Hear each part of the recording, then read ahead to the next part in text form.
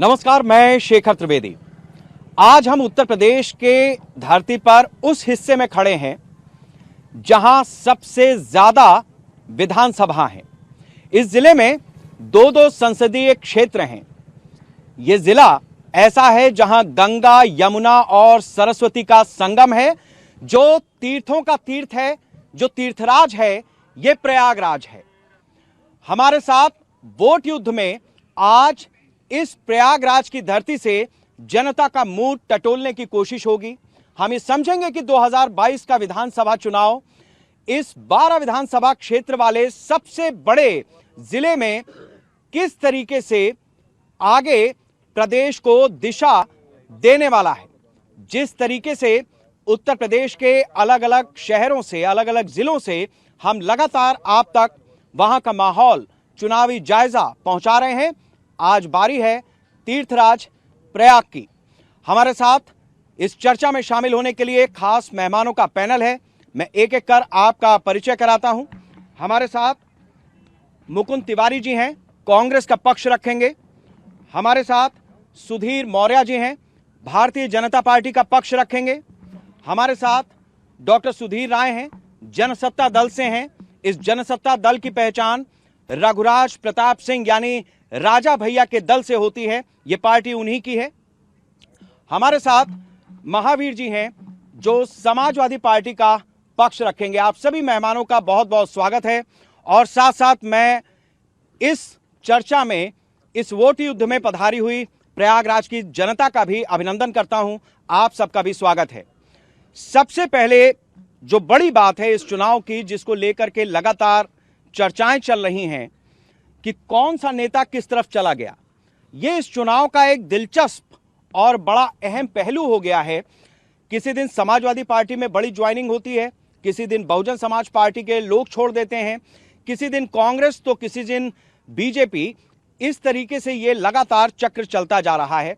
हम चुनावी माहौल की जब चर्चा कर रहे हैं तो शुरुआत आज हम विपक्ष से करेंगे और यह समझने की कोशिश करेंगे कि विपक्ष किस तरीके से सत्ता में आने के लिए जो प्रयास कर रहा है, जिस तरीके से चीजों को आगे बढ़ा रहा है, उससे उसको कितनी उम्मीद जगती है।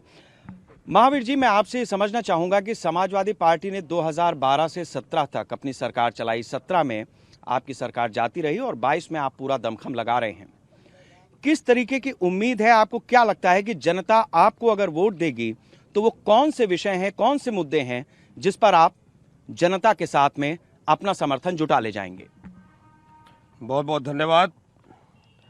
हम समाजवादी पार्टी और हमारे शानदार माननीय राष्ट्रीय अध्यक्ष अखिलेश यादव जी ने जिन योजनाओं को 2012 से 17 तक चलाया था, उनकी दूरदर्शिता कहिए कि लैपटॉप हम लोग उस समय बांटे थे हमारे नेता ने, जब कोरोना जैसा वायरस इस पृथ्वी पर नहीं आया था।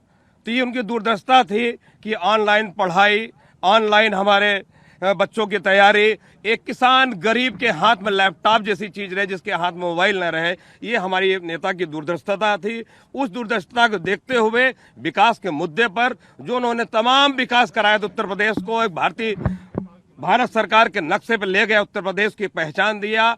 और उत्तर प्रदेश को वर्तमान भारतीय जनता पार्टी योगी सरकार ने जिस तरीके से बर्बाद कर दिया है, चाहे वो हमारी दलित बेटियों की बलात्कार हो, चाहे हमारे छात्र नौजवानों का भविष्य का सवाल हो, चाहे वो हमारा जो है बेरोजगारी हो, चाहे वो महंगाई हो, और किसान के मुद्दे पर जिसमें इन्होंने कहा था कि हमारे दुगनी कर देंगे, और इन्हीं का गृह राज्य मंत्री का बेटा हमारे किसानों पर वो अपनी गाड़ी थार चढ़ाएगा। इन तमाम मुद्दों के साथ हम अपनी जनता के बीच में आए हैं और माननीय योगी जी ने जो कहा था, मैं उसी को पलट करके हमारी पार्टी ने उनको जवाब दिया है। उन्होंने इस चुनाव में एक स्लोगन चलाया कि लड़ाई इस बार 80 और 20 की रहेगी।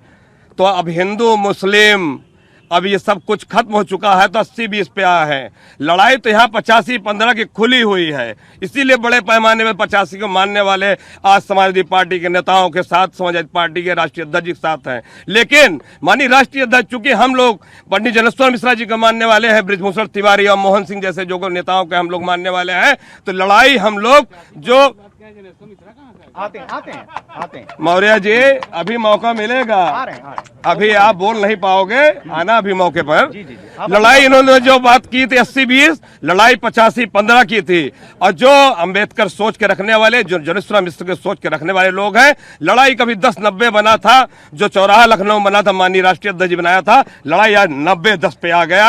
आज ब्राह्मण समाज बड़े पैमाने पर हमारे साथ है और योगी सरकार एक विशेष जात की सरकार की रह गई है। इसी मुद्दे पर हम 2022 में आ रहा हूँ। ठीक है, तो ये महावीर जी ने जो अपना ओपनिंग कमेंट दिया है उसमें उन्होंने जाति को भी रखा है, महिलाओं की भी बात की है और जिस तरीके से समाजवादी पार्टी के दौरान जो योजनाएं चलाई गई उसका भी जिक्र रखा है। कांग्रेस पार्टी उत्तर प्रदेश ही नहीं देश की अहम पार्टी है और हम जहां खड़े हैं, जिस धरती पर खड़े हैं, देश के पहले जो प्रधानमंत्री हुए, एक नहीं 3 बार वो यहां से ही सांसद चुने गए। फूलपुर जो प्रयागराज की एक और संसदीय सीट है और जिनका नाम लिया, ये बड़ा दिलचस्प है कि यहां पर सोशलिस्ट भी आए हैं, उन्होंने भी अपनी किस्मत को आजमाया है। भारतीय जनता पार्टी के लोगों ने भी अपनी किस्मत को आजमाया है और समय समय पर इस प्रयागराज ने, इस संगम ने बताया है कि जो हिंदुस्तान की सियासत का संगम है उसका केंद्र भी किस तरीके से प्रयागराज होता है। मैं आपसे समझना चाहूंगा मुकुंद जी कि कांग्रेस ठीक है लंबे समय से बाहर है और 5-7 साल हुए केंद्र की सत्ता से भी बाहर है, लेकिन जो कुछ प्रयागराज की थाती रही है, चाहे प्रधानमंत्री हो, मुख्यमंत्री हो, वीपी सिंह को भी यहां से जीत मिली, वो देश के प्रधानमंत्री बने, अलग अलग दौर देखे हैं इस प्रयागराज ने। मैं लड़की हूं, लड़ सकती हूं, इस नारे के साथ जब कांग्रेस चुनावी मैदान में आ रही है तो आपको लगता है कि क्या सिनेरियो चेंज कर पाएंगे या फिर कहीं ऐसा ना हो कि आधी आबादी का जो टारगेट आप लेकर के चले हैं वो तो कहीं आपको कुछ नतीजा दिखाए, लेकिन उससे आगे पीछे की तमाम चीजें ऐसी हों जो शायद आपको लगे कि नहीं, होमवर्क बेहतर होना था। देखिए, हम उत्तर प्रदेश में सत्ता से 32 साल से दूर हैं, लेकिन आप कांग्रेस का इतिहास देखिए कि कांग्रेस ने कभी सिद्धांतों से समझौता नहीं किया, मूल्यों की राजनीति की। कांग्रेस ने हमेशा जनता पर हो रहे जुल्म के खिलाफ सड़क पर जिस तरह से संघर्ष किया, ये इतिहास गवाह है। हमारी पार्टी का एक शानदार इतिहास है। हमारा जो पार्टी की जो विचारधारा है वो आवाम से जुड़े हुए लोगों से संघर्ष करने का है। आपने इस 5 साल के दौरान देखा कि जिस तरह से उत्तर प्रदेश सरकार के खिलाफ, वो चाहे हाथरस में लड़की के साथ अत्याचार हुआ हो, चाहे वो लखीमपुर खीरी में एक हिंदुस्तान के गृहराज मंत्री के द्वारा अत्याचार रहा हो, चाहे यहीं पर आपके गोहरी में जिस तरह से ट्रिपल मर्डर हुआ उसके खिलाफ रहा हो। अगर कोई राजनीतिक दल सड़क पर लड़ा है तो प्रियंका गांधी जी के नेतृत्व में सड़क से लेकर उत्तर प्रदेश विधानमंडल सदन तक आवाज उठाया है।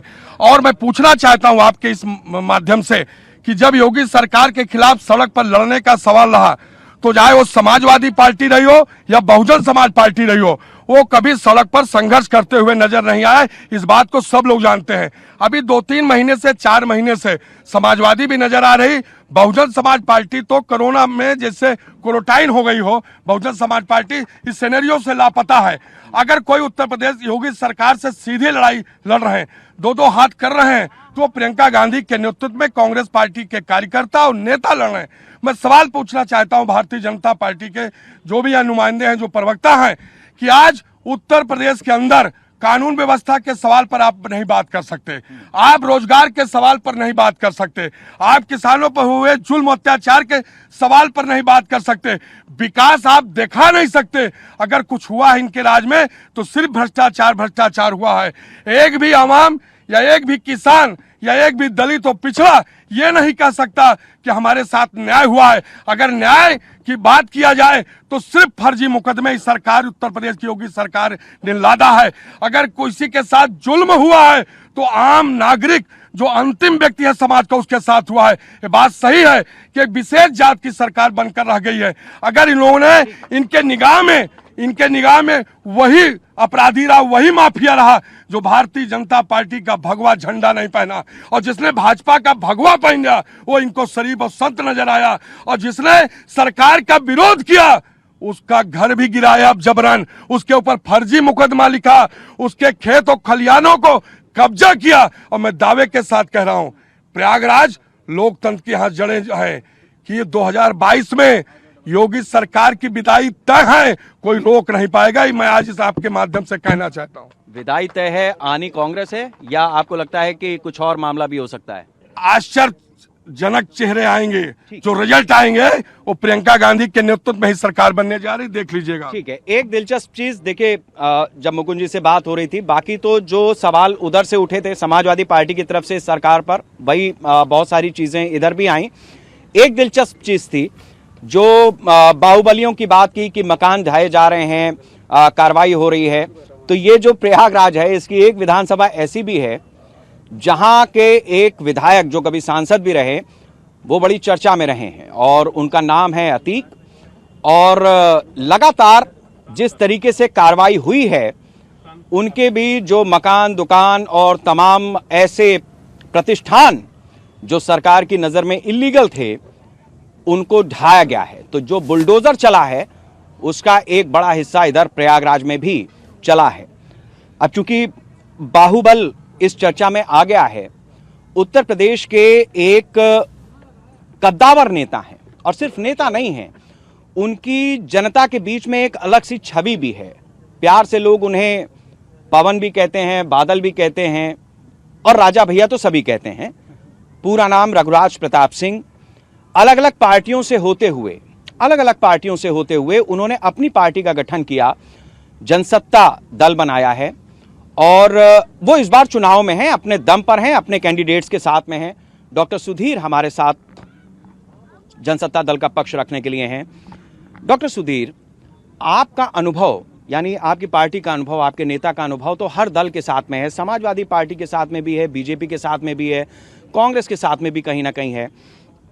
ये जो सियासी समीकरण है, आपने सबका स्वाद चखा है। तो इस बार 2022 के चुनाव में राजा भैया को पार्टी बनाने की जरूरत क्यों पड़ी, और आप किन चीजों के साथ, किन बातों के साथ जनता के बीच जा रहे हैं?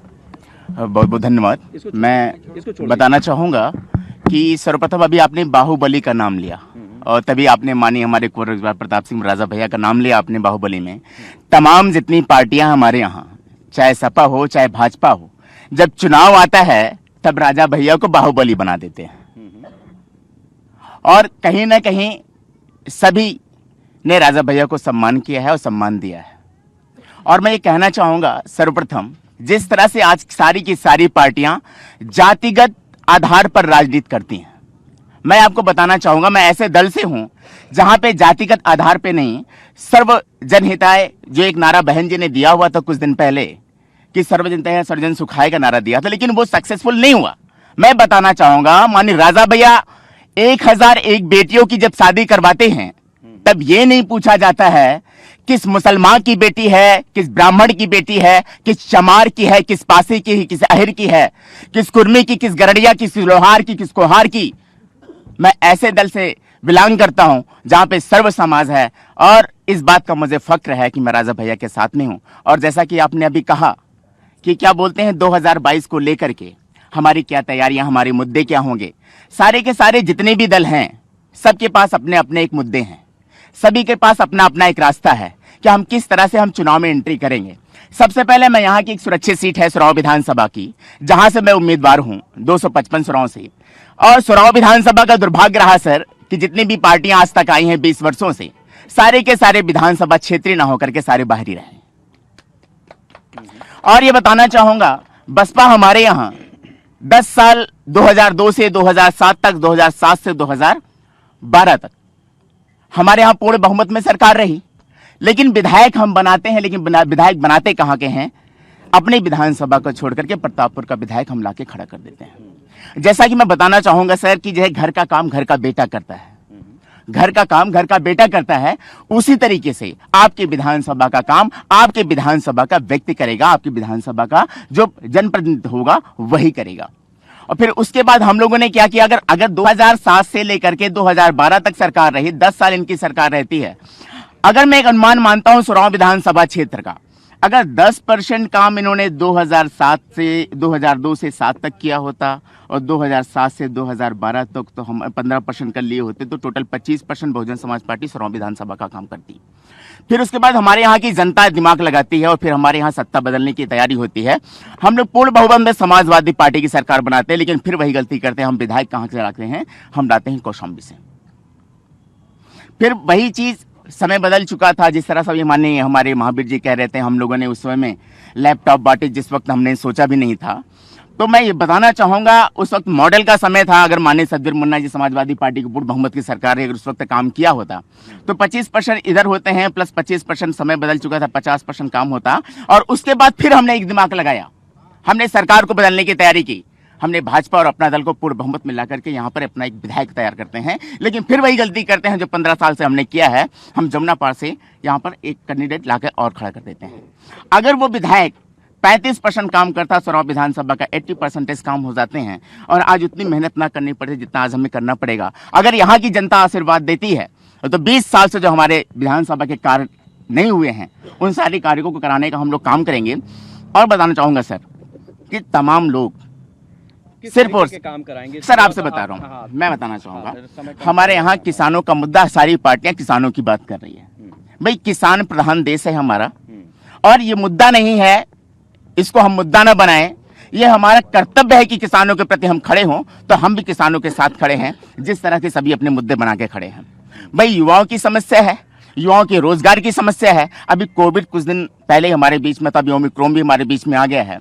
तो बताना चाहूंगा, जिस तरह से कोविड के दौरान हमारे क्षेत्र की जनता, हमारे यहाँ का मजदूर, वो प्रवासी मजदूर बना दिया जाता है, वो प्रवासी मजदूर बना दिया जाता है। अगर हमारे विधानसभा का या हमारे यहाँ पे जिनकी भी सरकारें रहीं, अगर ये पूर्ण रूप से कार्य किए होते, सारे के सारे ब्लॉकों में एक ऐसा इंडस्ट्रियल एरिया तैयार करते ताकि 5 से 10 हजार हमारे यहाँ का बेरोजगार युवा वहां पे काम करता और कहीं और जाने का मौका ना मिलता, किसी अन्य प्रदेश में जाके काम ना करता। जो प्रवासी मजदूर नाम लगा उनके, वो प्रवासी मजदूर ना होते हमारे यहाँ का। ठीक है, यानी रोजगार का मुद्दा है जो जनसत्ता दल की तरफ से, जनसत्ता पार्टी की तरफ से है, और साथ साथ जो किसानों का मुद्दा है उसे भी उठाया। एक बात मैं जरूर कहूंगा, रघुराज प्रताप सिंह यानी राजा भैया को मैं व्यक्तिगत रूप से भी जानता हूं। जो कुछ होता रहा है कुंडा प्रतापगढ़ में, जब व्यक्तिगत रूप से भी उनसे मुलाकात हुई, ऑफ द कैमरा उन्होंने एक बात कही कि भाई मेरी कुंडली में ही कुछ ऐसा है कि मेरा लेना देना हो या ना हो, बात मेरे ऊपर आ जाती है। और जहां तक उनके बाहुबल की बात है, तो जब आदमी अपनी तरह से अपने इलाके में एक स्थापित अपना साम्राज्य करता है या लोगों के बीच में लोकप्रिय होता है, तो वो जो पावर होती है, जनता की जो ताकत होती है, उसमें कोई भी व्यक्ति हो, आप ही क्यों ना हो, जनता के बीच जब जाते हैं, जो पीछे से बैक निकलता है, जो ताकत मिलती है, उससे आप अपनी तरह का एक बल पैदा करते हैं। ये जनता की ताकत होती है, और इस ताकत का कोई सही इस्तेमाल करता है, कोई गलत इस्तेमाल करता है। इस सही और गलत के आधार पर ही बाहुबल का निर्धारण होता है कि वो किस दिशा का है। हकीकत यह है कि जो भी सत्ताधारी हैं या जो विपक्ष में भी हैं, जनता के द्वारा चुने गए हैं, वो बाहुबल रखते हैं। बाहुबल का मतलब ये नहीं कि आप सिर्फ उसको निगेटिव सेंस में लें। बाहुबल का मतलब कि इतने हजार हाथ जो जनता के हैं वो हमारे साथ खड़े हुए हैं, इसका एक मतलब ये भी है। अब मैं आता हूं उस दल पे जिसकी सरकार है। मैं इसलिए इस बार यहां आपके पास बाद में आया ताकि जो सवालों की बौछार है, जो आरोप हैं, वो इसी दौर में निकल जाएं ताकि हम कुछ भविष्य की बात आगे कर सकें। आरोप आपने सुने हैं, किसानों की बात है, बेरोजगारी की बात है, महिलाओं की सुरक्षा की बात है, प्रवासियों की बात है, इसके साथ साथ और तमाम ऐसी चीजें हैं जिसका जिक्र हुआ है। बीजेपी किस तरीके से जनता को ये समझाएगी कि नहीं, ये आरोप जो है ये मिथ्या हैं और हमने काम किया है, या फिर आपको लगता है कि कुछ ऐसा आपने कर रखा है जिससे ये आरोप अपने आप ही नहीं टिकेंगे? सोच ईमानदार, काम दमदार और फिर एक बार भाजपा सरकार, ये हमने सबका साथ, सबका विकास और इस बार सबके विश्वास के साथ चुनाव लड़ रहे हैं। अभी बहुत सारे आरोप लगाए, मैं समाजवादी पार्टी का जवाब मैं पहले दे दूं। समाजवादी पार्टी का विकास लखनऊ से निकल करके इटावा, सैफई, मैनपुरी में समाप्त हो जाता था। और गुंडई की बात तो ये करे ना, गुंडई की बात तो समाजवादी पार्टी की सरकार करे ना। जिस जगह पे आप खड़े होकर के आज डिबेट कर रहे हैं, यहाँ पे ज्यादातर समय सपा बसपा और सरकार में बैठ के यहाँ पे मंत्री रह करके, विधायक रह के सरकार चलाए हैं। और ये वही जगह है, यहाँ लोग कहते हैं चाय पे चर्चा होती है, यहाँ तो राइफल पे चर्चा होती थी सुबह शाम। बहन बेटियों के घर से निकलना मुश्किल था। और विकास की बात करते हैं, ये विकास की बात करेंगे। डबल इंजन की सरकार है, 6 लेन का पुल आपके सामने दिखाई पड़ रहा है, 4 लेन दिखाई पड़ रहा है। ये क्या विकास की बात करेंगे? इनका विकास केवल इटावा सैफई मैनपुर में निकल के, लखनऊ से चल के इटावा सैफई में समाप्त हो जाता था। इनकी नौकरियां लखनऊ से निकल के इटावा सैफई मैनपुर में समाप्त हो जाती थी। ये क्या विकास की बात करेंगे? विकास तो आज दिख रहा है। आज उत्तर प्रदेश उत्तम प्रदेश बन रहा है। वह योगी जी की सरकार है और माननीय देश के यशस्वी मुख्य प्रधानमंत्री नरेंद्र मोदी जी के नेतृत्व में जो डबल इंजन की सरकार है वह करके दिखा रहे हैं। और ये अभी माननीय कांग्रेस हमारे प्रवक्ता महोदय जी कह रहे हैं कि हमने विकास की बात कर रहे हैं, ये विकास की बात करेंगे। मैं विकास की बात कांग्रेस की भी आपको 2 मिनट में समझा देता हूं। देश आजाद हुआ 1947 में। इस देश के प्रथम प्रधानमंत्री पंडित जवाहरलाल नेहरू जी जब शपथ लेते हैं लाल किले से, तो कहते हैं कि इस देश की गरीबी और इस देश की बदहाली दूर करूंगा। मित्रों, आपको मैं बताना चाहता हूं कि इन्होंने देश की बदहाली और देश की गरीबी नहीं दूर की, बल्कि इनके कपड़े इंग्लैंड धुलने जाते थे। उसके बाद इनकी बेटी बनती इंदिरा गांधी, इनकी बेटी बनती है प्रधानमंत्री इंदिरा गांधी जी यहाँ से। वो भी यही शपथ लेके कहती हैं इस देश की बदहाली और गरीबी दूर करूंगी। उन्होंने ना देश की बदहाली दूर करी, ना गरीबी दूर करी, बल्कि इनके इसके बाद इनके बेटे राजीव गांधी प्रधानमंत्री बनते हैं। वह भी वही कहते हैं जो पंडित जवाहरलाल नेहरू ने कहा था, जो इंदिरा गांधी ने कहा था कि इस देश की बदहाली और गरीबी दूर करूंगा। लेकिन देश की बदहाली और गरीबी नहीं दूर किया, बल्कि इनके बेटे राहुल गांधी, प्रियंका गांधी, इनके दामाद रॉबर्ट वाड्रा की गरीबी जरूर दूर हो जाती है और इटली में जाके शादी कर लेते हैं और यहाँ पे आकर कहते हैं गरीबी की दूर करने की। ये क्या बात करेंगे? मौर्य जी, 2-3 चीजें हैं जो आरोप के रूप में आए। मैं समय बचाने के लिए वो खुद ही सवाल आपसे कर लेता हूं। जैसे जब रोजगार की बात आती है तो बीजेपी के ऊपर जो विपक्ष है वो लगातार ये कहता है कि देखिए पर्चे लीक हो गए, हाँ, और उसके बाद जो है पर्चे लीक होने के बाद जो भी वैकेंसी निकली वो उस तरह से नहीं हुई, भर्ती नहीं हुई। इसके ऊपर देखिए ये हुआ तो है ही है। रोजगार, पर्चे लीक की बात करते हैं, सपा की रोजगार हमने भरपूर दिए हैं और रोजगार हमने जितना दिया है सपा बसपा ने नहीं दिया है। समाजवादी पार्टी की सरकार में वैकेंसी निकलती थी, जब वैकेंसियां निकलती थी तो इनके यहाँ से फिक्स हो जाता था कि किनको नौकरियां देनी है। उनके यहाँ थैली पहुंच जाती थी, जिसकी थैली पहुंच गई वहां पे नौकरी पहुंच जाती थी। पुलिस की सिपाही की भर्ती निकली 40,000 और जब उत्तर प्रदेश में भर्ती होती है तो 35,000 केवल इटावा सैफई मैनपुरी में पहुंच जाती है। ये इनका विकास है, ये विकास है। और विकास की बात कहां से करेंगे? रोजगार हमने दिया। आज की डेट में उत्तर प्रदेश उत्तम प्रदेश बन रहा है, विकास के पथ पे चल रहा है। इनके पास कोई मुद्दा नहीं है तो ये बहस करने पे उतारू है। एक स्थिति ये भी बनी हुई है कि जो इस समय लगातार राजनीतिक दलों की तरफ से लोगों के पाला बदलने का खेल है, उसमें आपको क्या लगता है कि जो समाजवादी पार्टी में बहुत सारे लोग आ रहे हैं, बहुत सारे लोग हैं जो पार्टी छोड़ करके बीजेपी में जा रहे हैं, कांग्रेस में जा रहे हैं, तो ऐसे में आपको लगता है कि ये जो नेता इधर से उधर होते हैं ये वास्तव में पार्टी की विचारधारा या जनता से जुड़े हुए मुद्दे रखते हैं सामने, या फिर इनके अपने स्वार्थ हैं जिसकी वजह से चीजें आगे बढ़ती हैं? आदम गोडवी साहब की एक लाइन याद आती है इनके ऊपर। आदम गोडवी साहब ने एक बात कही थी, बाबा तुमको जो करना, एक बाबा को तो भेज दिए, तुमको भी भेज दूंगा। देखिए ये इस चर्चा का एक सेकंड, ये इस चर्चा का सबसे दिलचस्प पहलू है। ये प्रयागराज है, आप समझिए इस बात को कि जो जनता है उसके भीतर भी अपनी तरह से जो बात आती है वो किस तरीके से जब एक मोड़ लेती है तो इस तरीके की तनातनी स्थितियां बनती हैं। ये उत्तर प्रदेश का विधानसभा चुनाव है, ये ध्यान रखिए। महावीर जी अपनी बात। देश के सबसे बड़े कवि ने पांडे जी आदम गोडवी ने साहब कहा था कि ये अमीरों से हमारी फैसलों जंग थी, लड़ाई तो अमीरी गरीबी की थी। फिर कहां से ये मंदिर और मस्जिद आ गए? जिनके चेहरे पे लिखी थी जेल की हवाएं, जिनके चेहरे पे लिखी थी जेल की हवाएं, वो राम नामी ओढ़कर संसद में आ गए। कल तलक हंसिए पर जो न थे,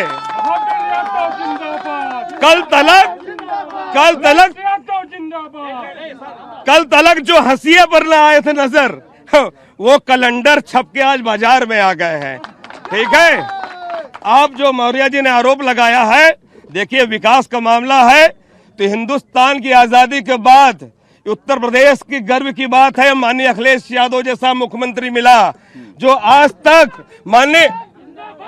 माननीय मोदी जी, जिनका हम बहुत सम्मान करते हैं चूंकि देश के प्रधानमंत्री हैं, वो उन्होंने गुजरात में नहीं कर पाया, वो माननीय अखिलेश यादव ने 100 नंबर डायल, 102 नंबर, 108, 1090 लाकर ये बता दिया कि हमारी सोच क्या है।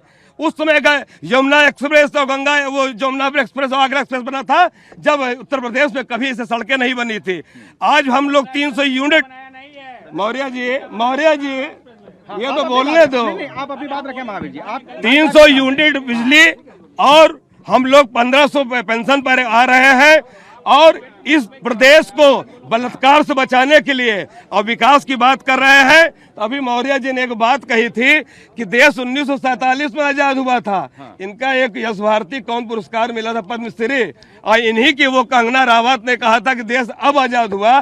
चलिए भाजपा ने स्वीकार तो किया कि देश 1947 में आजाद हुआ, क्योंकि उनको आजादी आज मिली है, उनको जो है आजादी पहले नहीं मिली थी। जो बाबा साहब संविधान बचाना चाहेगा, जो संविधान साथ खिलवाड़ न होने पाए, जो आरक्षण बचाना चाहेगा, जो देश को मंदिर बनाना चाहेगा पूरे देश को, वो समाजवादी पार्टी के झंडे के नीचे खड़ा नजर आएगा। तो ये जो स्थिति है, इससे ये समझा जा सकता है कि आरोप और प्रत्यारोप का ये दौर लगातार चल रहा है। जनता भी अपने समर्थकों के साथ में, अपने नेताओं के साथ में लगातार अपनी बात को रखने के लिए लगातार आतुर हो रही है। हम एक छोटे से ब्रेक के लिए रुकेंगे और ब्रेक के बाद जब इस चर्चा को आगे बढ़ाएंगे तो जनता के बीच से हम उठेंगे और जनता की बात लेकर के उनके नुमाइंदों तक आएंगे।